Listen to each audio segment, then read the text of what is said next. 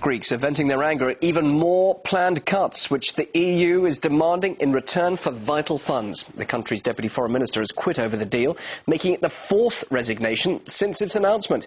Police clash with protesters in Athens, firing tear gas in response to stones and firebombs. There have been reports of some injuries. Around 7,000 people gathered outside Parliament, while 10,000 communist supporters marched in another part of Athens. That's as a two-day union strike brought the country to a standstill. And after a tough multi-party deal, the Parliament is expected to vote on the austerity package on Sunday. But a junior coalition partner says it won't back the new plan. Eurozone finance ministers put the second bailout, worth €130 billion, on hold, saying they want to see concrete action from Athens. Well, without it, Athens will go bust in March. Let's now talk to economist Yanis Varoufakis. He's live there in the Greek capital. Well, we've already seen 4 Greek ministers resign. The previous government collapsed because of the debt crisis. How likely is it that the Greek politicians can reach an agreement on Sunday, or could indeed this government collapse before then? Well, let me say that this government was always expendable. The point of putting it in place was to ensure that this deal goes through. It's my prediction that it will go through, and then this government will collapse once its deed is done. Brussels is, of course, questioning whether Greece can implement these measures. You say it could well go through an agreement with the Greek politicians, but we're seeing such strong opposition and the current general strike and the violence there at the moment in Athens. Will people allow these cuts to be implemented? It's not up to the people. The Greek people have been demonstrating consistently for 18, 20 months now, and we had a series of such cuts and impositions upon the very weak Greek population these days. It's been happening every other month now for almost 2 years. It will happen again. There is absolutely no way that this is going to be stopped. This agreement is going to go through for a very simple reason, and the simple reason is that unless it does go through, then the banking system of Northern Europe is going to have serious difficulties. But from an economist's point of view, many are saying that the cuts will actually stifle economic growth, and it's the economic boost that the country really needs at the moment. So why is it that this is being pushed through and no alternative to austerity is being investigated? I think you're making the wrong assumption that these measures are being put in place in order to help save the Greek economy. They do no such thing.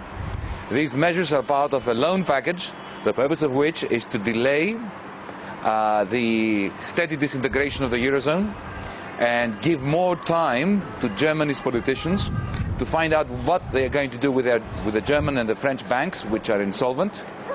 So Greece is being sacrificed on the altar of European procrastination. So if Greece is sacrificed, does that not mean that it could eventually default, be thrown out of the Eurozone? That would not be what the EU leaders really want, is it?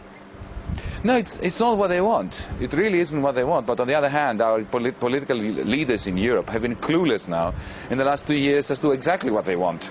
They know that the only way of killing this crisis throughout the Eurozone, not just in Greece, but in Ireland, in Portugal, in Spain, in Italy, everywhere, is by bringing about a degree of unification in Europe of public debt, of the banking sector, and so on and so forth. But there are very important vested interests that are arguing against that, and they are resisting those changes that the only change that could the only change that would end this crisis.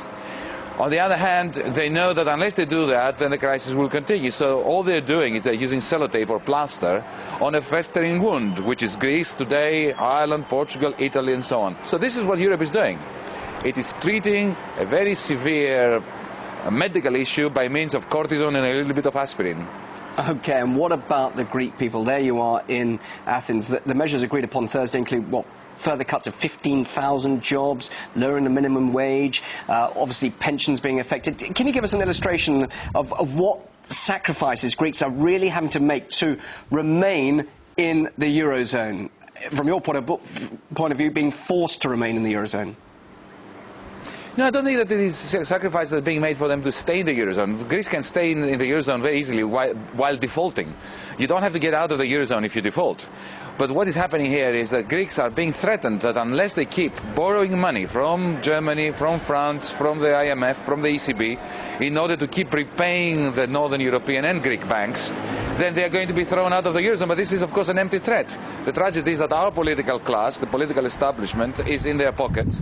So they are threatening, blackmailing the Greek people that unless they are driven to the ground for the benefit of the bankrupt banks, then they're going to be thrown out of the Eurozone. But to give you an example, here we have people on 600 euros a month who will have to live on 450 euros a month, while at the same time inflation is increasing and taxation is going through the roof.